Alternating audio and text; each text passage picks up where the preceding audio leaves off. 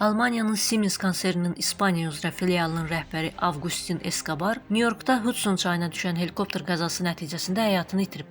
Hadisə zamanı onun həyat yoldaşı və 3 övladı da həlak olub. Nyu-York meri Eric Adams helikopter qəzasında ümumilikdə 6 nəfərin həyatını itirdiyini təsdiqləyib.